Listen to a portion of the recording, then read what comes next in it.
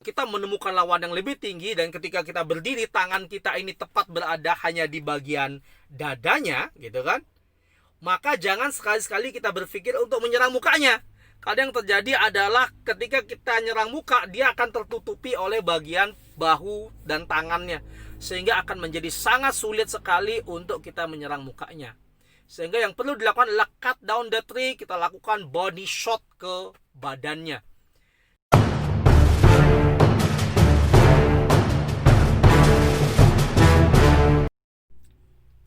Hai guys, ketemu lagi dengan saya di program Combat Wing Chun Menjawab.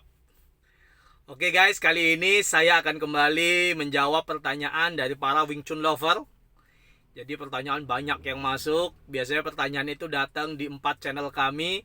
Yang pertama channel YouTube kami namanya Combat Wing Chun. Silahkan di subscribe ya.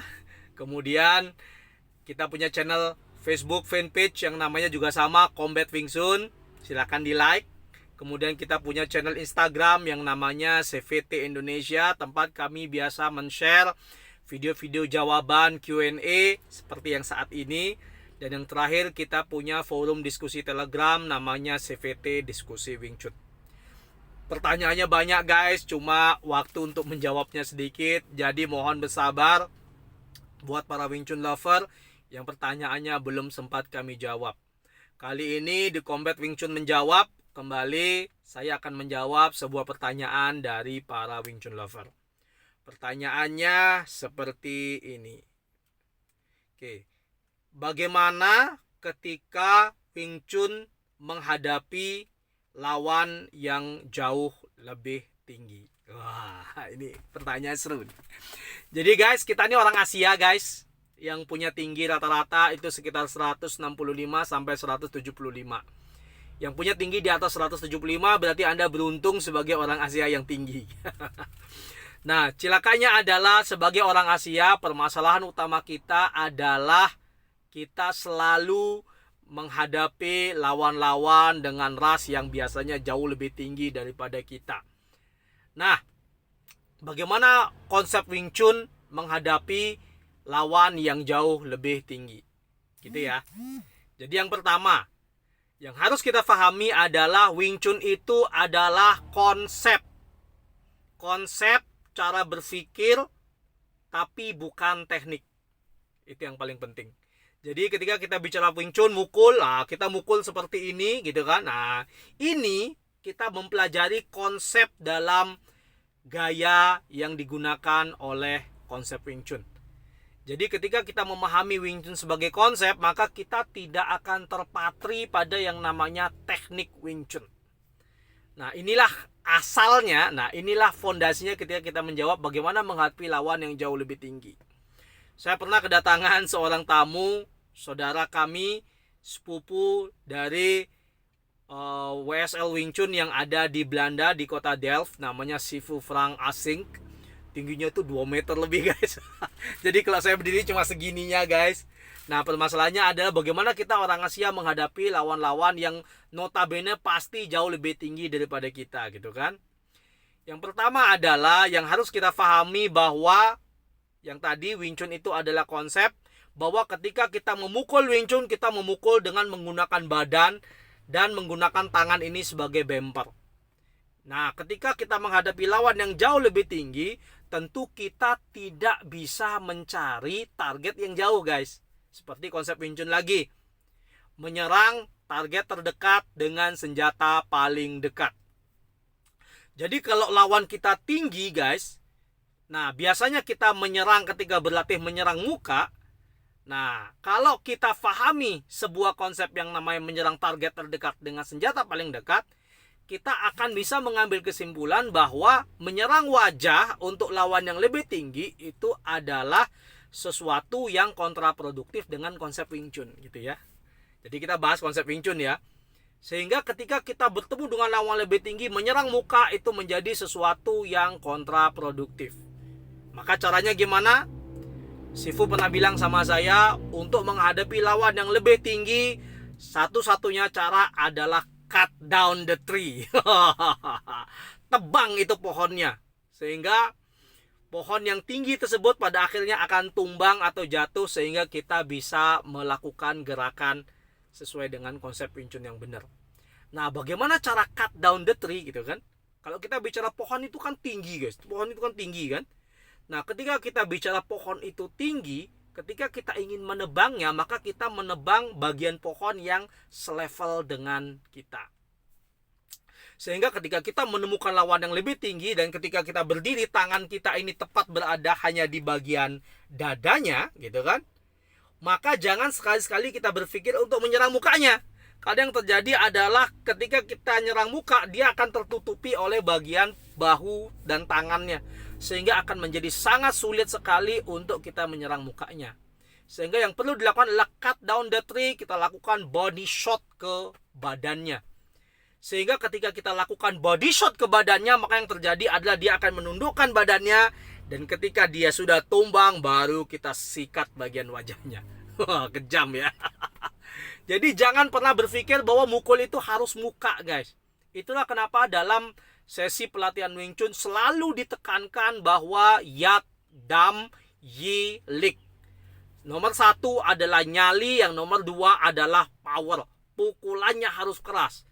Teman-teman akan selalu mendengar saya mengatakan pukulannya harus keras. Karena ketika kita bicara tentang fighting, pukulan yang keras itu menjadi salah satu kunci kemenangan dalam bertarung. Begitu juga ketika kita menghadapi lawan yang tinggi. Yang pertama yang harus kita lakukan adalah kita harus naikkan pertahanannya, ya, karena kita tingginya cuma segininya gitu kan. Kita harus naikkan pertahanannya sehingga pada akhirnya bagian bawahnya ini kosong. Sehingga ketika kita fight dengan lawan, ya, yang jauh lebih tinggi pada kita naikkan ke atas, kemudian kita sikat bagian bawahnya. Sehingga pada akhirnya bagian bawah ini terekspos. Ini yang sering disebut dengan nama body shot. Jadi ketika kita berlatih Wing Chun, kita juga harus berlatih yang namanya body shot. Karena di badan ini begitu banyak titik-titik rawan yang ketika dipukul itu akan menggelitik sekali sampai ke dalam. Ditambah dengan lick atau power dari Wing Chun yang besar, yang dimana ketika kita memukul rasanya itu bisa tembus bermeter-meter ke belakang. Sehingga ketika kita melawan lawan yang jauh lebih tinggi, menjadi sebuah anugerah juga bagi kita bahwa kita bisa cut down the trees dengan mengangkat pertahanan mereka, kemudian kita menghajar bagian badannya. Sehingga yang terjadi adalah limbung. Ketika dia limbung dan turun ke bawah, baru kita sikat bagian mukanya ketika sudah sejajar dengan badan kita. Jadi jangan memaksa untuk mencari muka karena itu tidak akan pernah terjadi. Dan yang kedua, ketika kita menghadapi lawan yang lebih tinggi, jangan pernah bermain jarak, guys. Karena jarak itu adalah keuntungan atau advantage dari lawan yang jauh lebih tinggi. Karena dia jauh lebih tinggi, jangkauannya pasti lebih besar.